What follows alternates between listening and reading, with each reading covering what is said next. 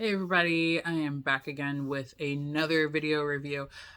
So this month is Black History Month officially. So I figured I need to at least get one Black author, and if I don't necessarily get a whole bunch, definitely kind of trying to dig through some of the books that I have that are written by Black authors to make sure I read all of them. But for this particular book this month, or today, I should say. This one is Passing by Nella Larsen. I think that's how you say her name. And it is an old book. So it's been out for a hot minute. It was originally published in 1929, I believe, which there were several books by her that were published about the same time. I did the opposite of what I usually do, and that was I saw the movie before I knew it was a book.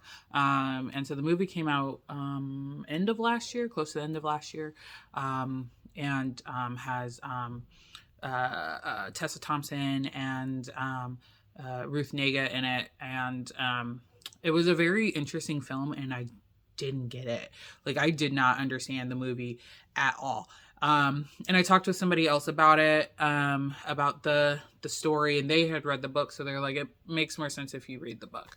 And now that I've read the book, it makes a lot more sense, partially because, and I just feel like this is similar with a lot of book to movie situations of this story is actually very much told in the mind of the characters and not so much in their actual action. So all the feelings, all the emotions, everything that's happening to all the different characters, it's all inside of the mind of one character. And so in the movie that just didn't translate. Like, you could tell that, like, at this moment she is thinking something, and it was very obvious that she was thinking about something, but it just was not translating well to the screen because we don't exactly know what she was thinking. And I think they were trying to hint at it with some of the other action in the story and some of the viewpoints of different scenes and stuff, but it just wasn't working for me at all. So now that I read the book, a lot of it makes a lot more sense, and the motivation of the characters makes a lot more sense now. And it's a very interesting book, and it's something that I've actually been kind of thinking about for a while, just in regards to what people feel or think about when they see African Americans or people that have African American descent in them. And I think that's something that I hear a lot about at school with my students. And I think we kind of forget that it's very much still a very real conversation of colorism and whether or not you can pass, or if you're light skinned enough, or if you're too dark, or whatever it is. I feel like that's still, like, very much a thing. The book and this story is about two ladies who are trying to live their lives as best they can, but one of them has taken the route of, she was light enough that she could pass as white. And the other is also light enough that she can pass as white in some cases, and they talk about that, but she chose to marry somebody who is darker than her. So therefore she has darker children. She lives in Harlem, amongst her people. Whereas the other lady, she found a way to get out of the Black community by marrying somebody who is white, and that person never knew that she wasn't white until literally the end of the story. And it's definitely a conversation that I think is still being had in America today. And it's something that I've also thought about in terms of what my potential future children may experience. I am not pregnant. Don't put that out into the ethers yet. But it's definitely a thought that has crossed my mind of, if I am to have biological children with my husband, they will come out mixed, obviously.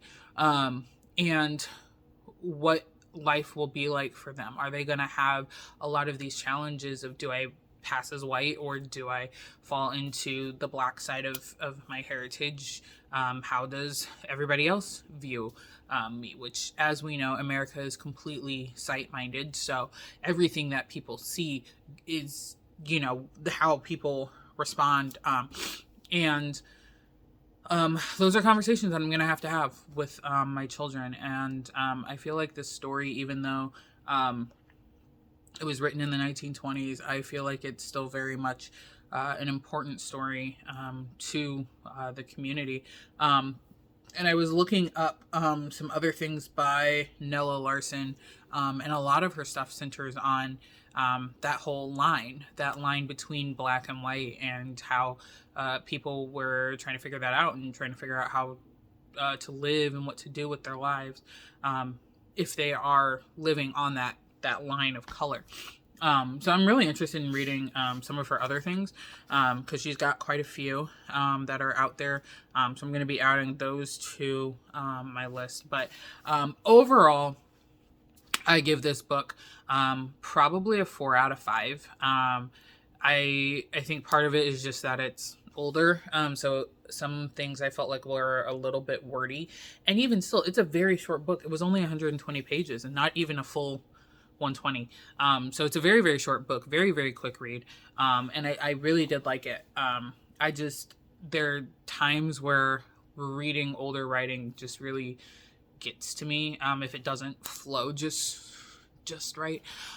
So that was a little bit of a struggle for me. I was like, okay, why are we're still on the thing. But 4 out of 5 overall, and I definitely would recommend this book, especially if you're going to watch the movie, or if you've watched the movie and you're just like, what is happening in this movie? Because I felt like there was a lot of me just going like, wait, what happened? And also the movie moves really, really slow. And having read the book weirdly kind of moves a little slow too. So I get that piece of it, but it's a good book. It's a good movie. I definitely am probably going to rewatch the movie now that I've read the book, see if I can catch a lot more of that. But it's definitely one of those where you should have definitely read the book before you watch the movie. That's it for this episode. Is it an episode now? I don't know. But thank you everybody per usual for watching. And again, if you guys have book recommendations, story recommendations, I'm taking a little bit of everything. So I'm making a list, and as I work through the list, I'm just checking things off and adding more to them. Right now things are going kind of slow. I've got a lot going on. I know things will pick up in the summer, spring break, stuff like that. Whenever I have downtime, which we're snowed in, term uselessly, because there's really not that much snow outside. It's just no one wanted to clear roads.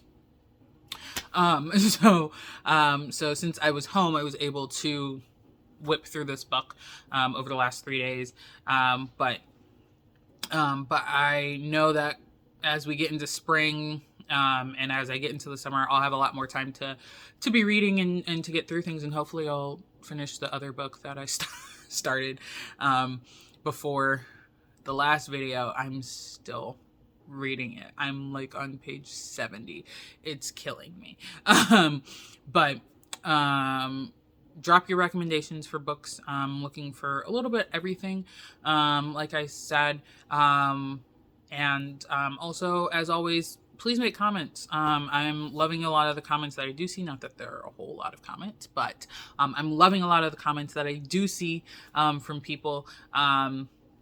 Suggestions, everything. I am still trying to figure out this whole editing situation. It's been a nightmare. That's a good way to put that. So yeah. So thanks everybody for watching, and I will see you guys soon. Bye.